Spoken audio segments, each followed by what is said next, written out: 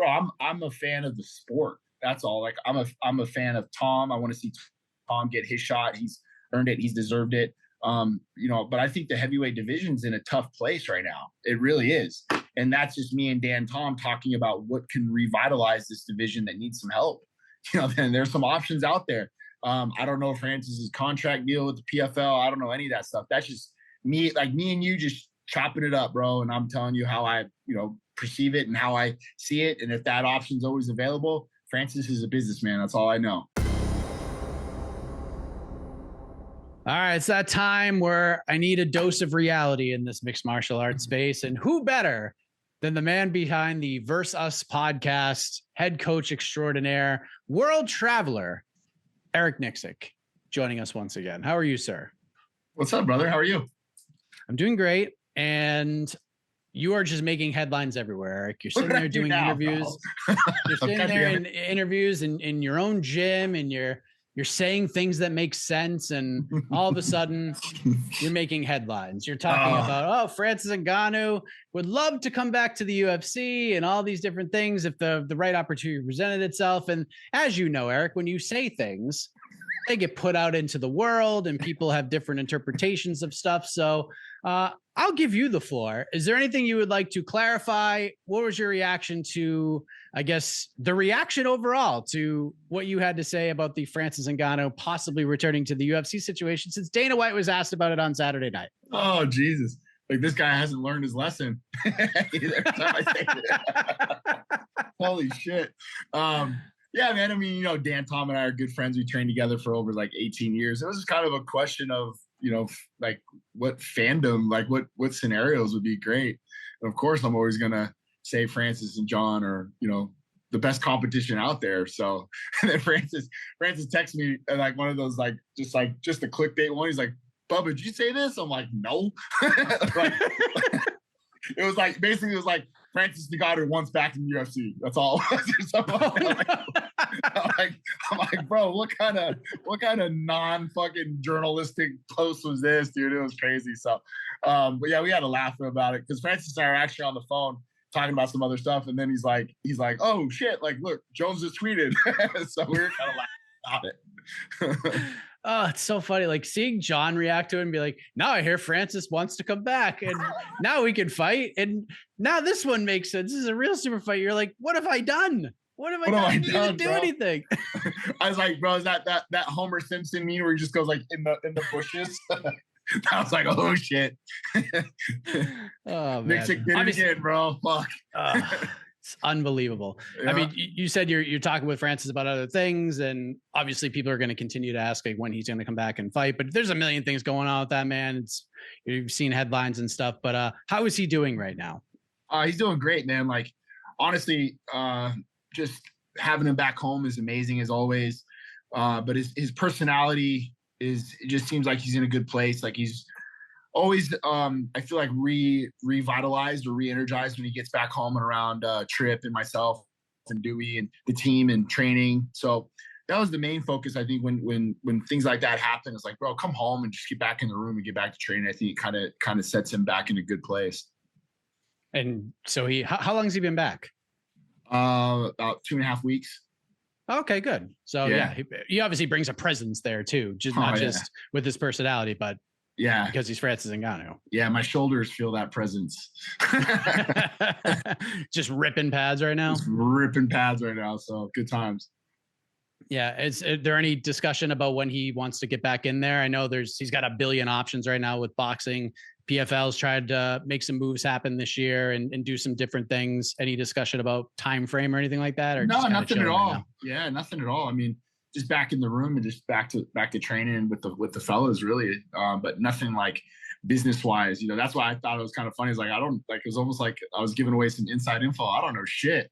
I'm the guy that legit, bro. It cracks me up. I'm like the guy from Zero Dark 30 when they just say, hey, you're going tonight. That's when I get to find out when what we're doing. They keep me in the dark on everything. Yeah. Because I mean, you've even been saying ever since he left and signed with PFL, never say never. If cooler heads prevail and they get into a room and, business wise, Francis is done with PFL and UFC is looking to do something, Francis doesn't hold any grudges against the UFC. He understands the situation. So it's not like this is new things you've been saying. It just, for some reason, this particular interview, it took off and spread like wildfire. Yeah, 100%. I mean, bro, I'm a fan of the sport. That's all. Like I'm a fan of Tom. I want to see Tom get his shot. He's earned it. He's deserved it. But I think the heavyweight division's in a tough place right now. It really is.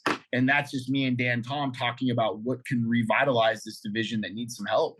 Then there's some options out there.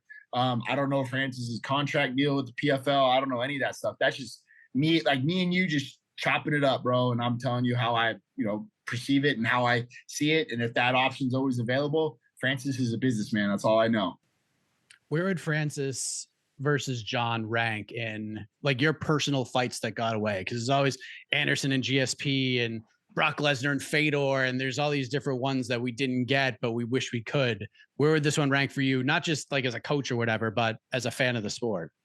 I mean, for me personally, it's got to be number one, but Randy and Fedor are up there too, because that's another one. Obviously, like I was like there, for a part of that. And but yeah, definitely, I think John and Francis, just because of the nostalgia of two heavyweight clashing together, one being the greatest of all time, the other one, clamoring to be in that position of one of the greatest heavyweights to ever do it. So yeah, man, I think it ranks up there pretty high.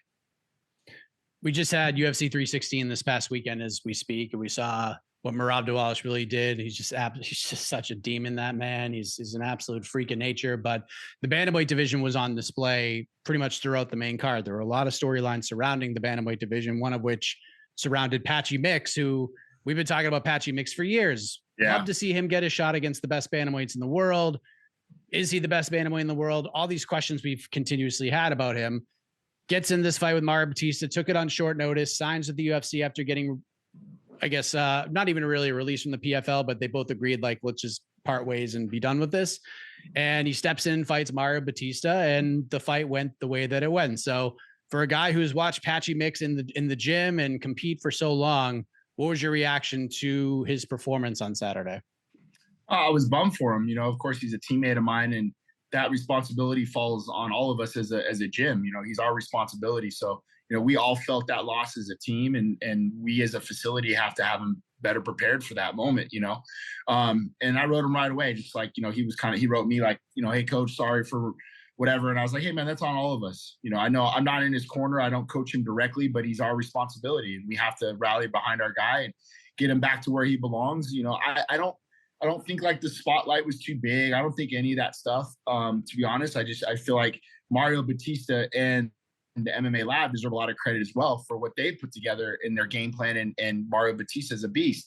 And I think there's a combination of certain other things, some other factors, maybe with the weight cut and whatever else. But I think the credit really deserves to go to Mario and his performance in that fight. He did a great job keeping his back off the cage and making Patchy Mix fight his fight, so he did a really great job.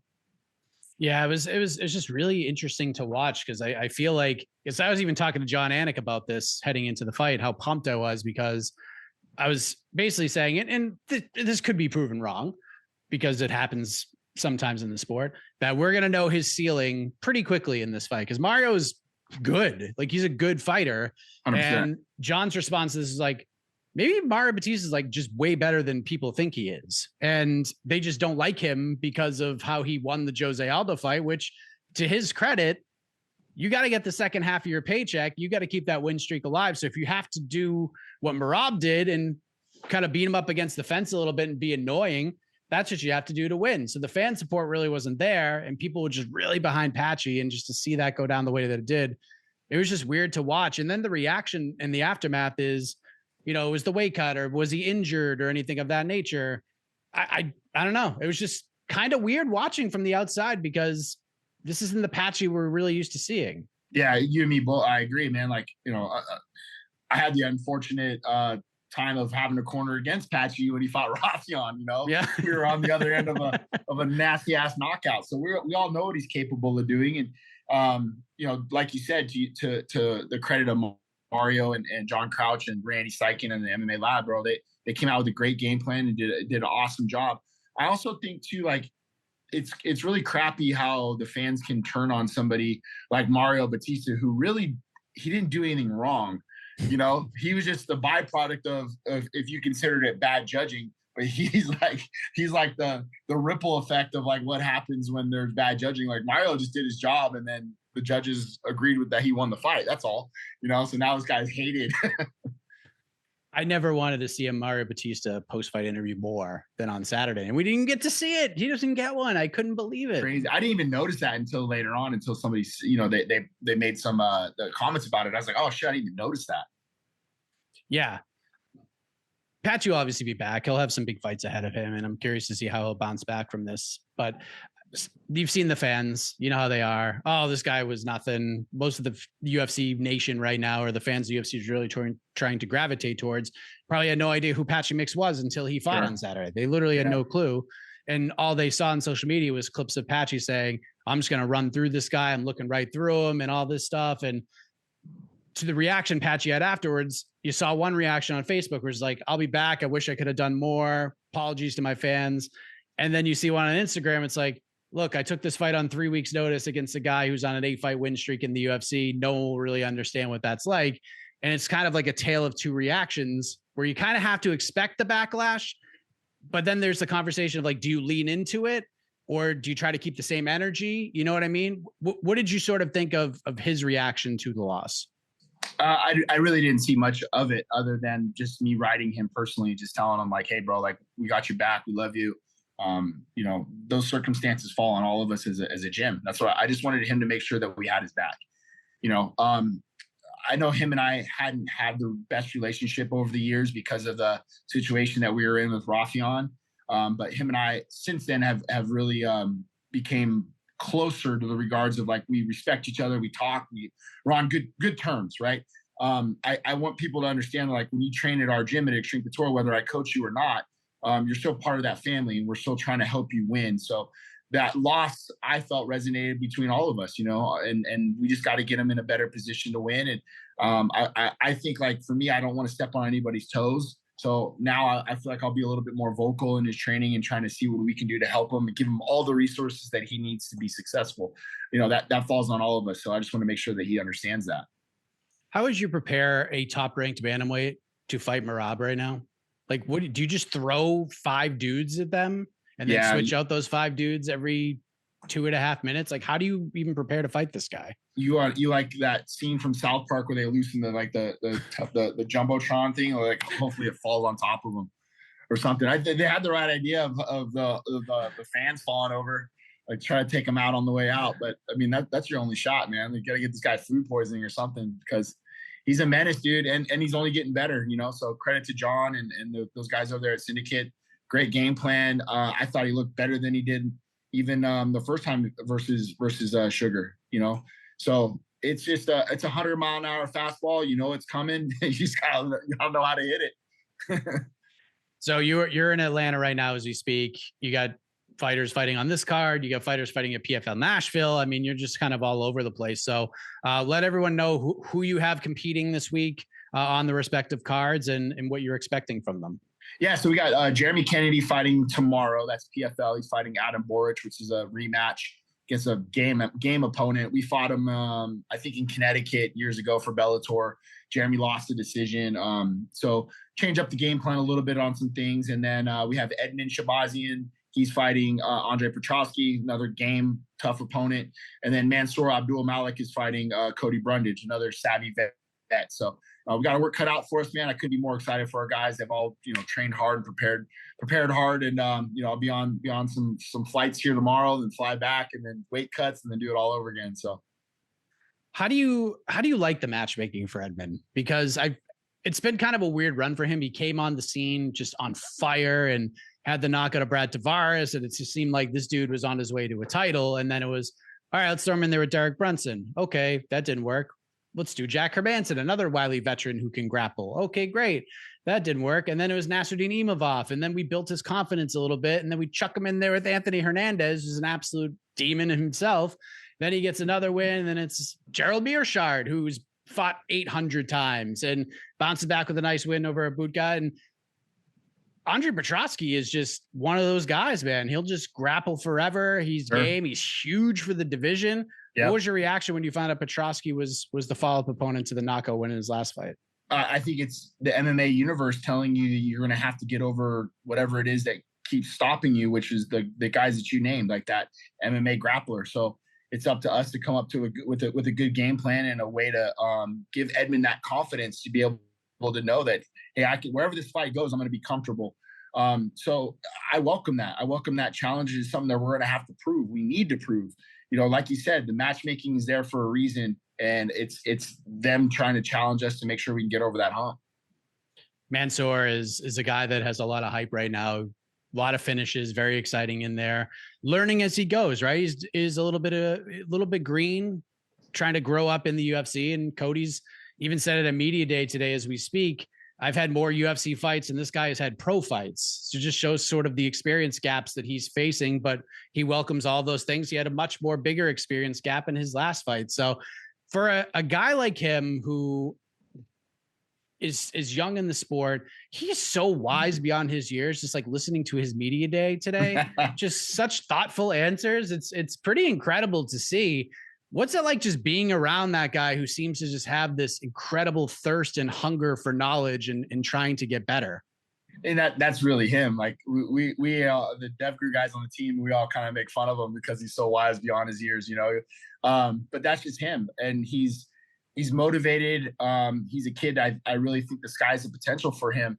But you know, we also try to make sure we rein him back in and make sure he understands like the level of competition that you're fighting at the UFC. You can't make mistakes, man. Like you just cannot make these types of mistakes. Like we saw in the last fight, we got him with the spinning back fist because he was a little lackadaisical in the pocket, you know. And Cody Brundage is no joke, and he's tested. He's a veteran. He's well coached. So just you got to make sure you remind these guys, yeah, dude, I know they're trying to build you, but this guy's no slouch. Okay, coach, you're right. And this and that. So the more time in there's like going to college for him. It really is, man. He gets training camps together, the weight cuts, more time sparring Sean, more time sparring Brad and Edmond and these elite guys in the room is only going to give him more experience when he fights guys like Cody Brundage this weekend. So when he says, I hated my previous 8 fights, that's like his mentality, even in the gym, because that's one of the things he said immediately I found super interesting. We're just like, yeah, these are great, but like, I hate all of those fights. Like I haven't been my best yet. So I don't like those fights. He's a little hypercritical on himself, but like he does things in the gym. Mike, I'm telling you, like Chris Curtis and I just this past week, he did something and Chris and I just didn't even say anything. Chris and I just looked at each other like, dude, what the fuck was that? Right? Like it was just like this past week, there was just some athletic thing that he did. Like he threw a knee and it was like he jumped 12 feet off the ground, you know, and the stuff that he does. Even like when we're just doing like play wrestling and everything else, his athleticism is through the roof. So time and time again, there's not a practice goes by with Mansour in it, where one of us looks at each other, he'll do something, we'll just go, dude, what was that? Right? Like just pure athleticism off the page. And, you know, it's just harnessing that athleticism and allow him to be creative in the way that he fights. You know, that's important to us. You mentioned Sean Strickland, and, you know, look, you made headlines with that too, but I'm not even going to go there right now. What I'm going to go with is you never know who's just going to walk into the gym and have a little spar with Sean Strickland. And Mike Perry just happened to walk into the gym and have a little 5-minute spar with Sean Strickland, and he posted it and it was a lot of fun. And then Sean Strickland does something he doesn't do all that often. He put Mike Perry over in a big way. And I thought that was kind of cool. And Mike did as well. Were you in the room watching those two guys get after it live? Oh yeah, Mike and I go back, man. He's a great guy, and I love having him in the gym. But yeah, no, he did great, and then him and Sean are super respectful to one another. Sean loves that competition when guys come in and want to spar. And Mike was there. He came in for I think a couple rounds and then took off. So hopefully he comes back in again soon. Yeah, that'd be a lot of fun. How is Sean doing right now? When's he looking to get back in there? I assume you guys are cool now after all the crazy. Oh yeah, bro, we were cool that week on. Like it was so funny. Like Sean wrote me the week of, and he's like, "Bro, you're right. You know, like we're fine. Sean and I are fine." Looking back on it, maybe my timing or some of my wording was not right, but my heart was in the right place, man. Like I want him to be great because I know what he's capable of. I want him to chase greatness because I know what he can do. That's all. At the end of the day, he's a guy that I really love, and he's like a brother to me. So sometimes you just got to be honest with him, that maybe the platform wasn't the right platform, and he understood that. But at the end of the day, it was really just because I want the bet what's best for him. So he's doing great, man. He's fat, he's big, so he's back to sparring. He's doing everything as normal, but I know he was dealing with the nose injury.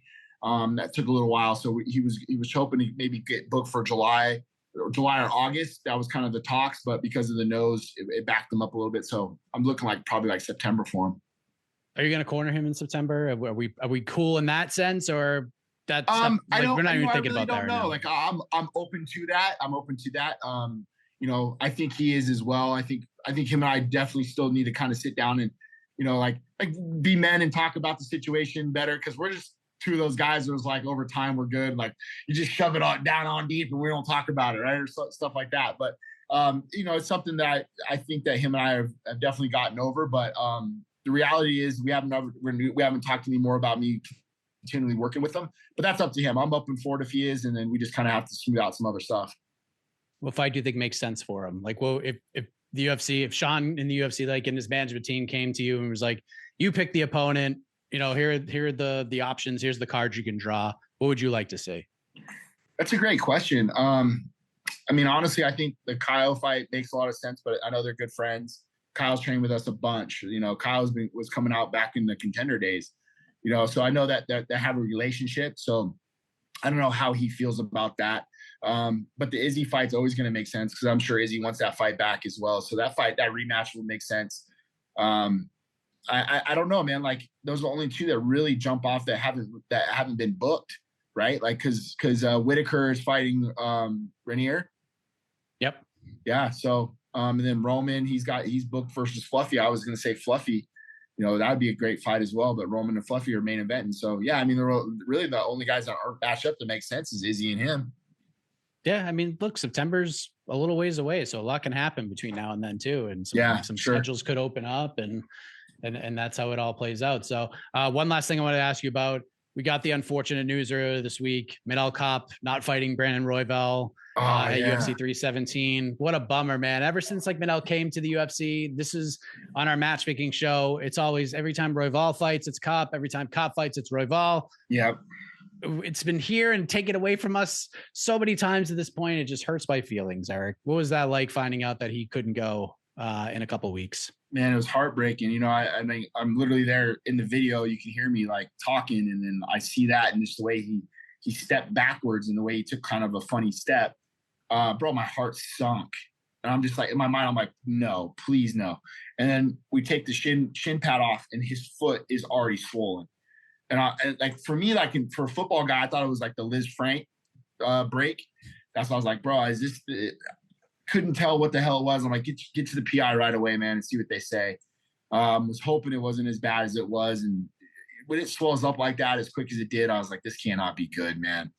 Just heartbroken for him. He looked amazing. He's a great camp. I feel bad for Royval too, because this is a situation now where both guys were supposed to fight, and we got replacements. Credit to Josh Van for stepping up on short notice and taking advantage of his opportunity. But, I think that title needs to run through either Royval or Manel. So we'll see how it goes. Yeah, it's such a bummer, but that is the sport, and hopefully we see him back in there sooner rather than later. But sure. You're obviously a very busy man, Eric. I appreciate your time and making headlines everywhere. So, God damn it. I'm surprised I even got you, with how busy and how popular you are these days. So, what are they going to clip of this? And then you and I are going to get in trouble for it. See, this is why we do this. And I just laugh and we have a good time. So try clipping this up and trying to take it out of context. I don't think it's possible. So that's a beautiful thing. Yeah. I'm getting in trouble every weekend now. So I just be prepared, Felder bags of money, apparently. We're just, oh yeah, I was gonna ask you about that. We're just in trouble everywhere. That is crazy. I remember watching that live, and you walk by, you just give him a little pat on the chest, and I was like, oh, that's funny. That's just like, oh, let's embarrass this dude while he's doing a little live hit on TV. Not even a real embarrassment, just let's throw him off just a touch, and maybe he'll say something silly. That's what I thought, and then it turned into, oh, he lost a bet, so he's paying Paul, and it's like all this stuff. What was that? Like that whole thing was crazy, dude. That was nuts. I don't know, bro. It was nuts, man. We're Paul's here now, so I'm gonna hold patch for him. So we'll come up with some troll video or something to make fun of everybody. Yeah, just have every time you miss a punch, he hands you a 50 or something. Exactly. Like that'd be terrific. Bro. Yeah, all right, I'll let commentators. Well, I'll let you get to it, man. Thank you for the time as always. All the best to the team this weekend. Thanks, Mike. I'll talk to you soon, buddy.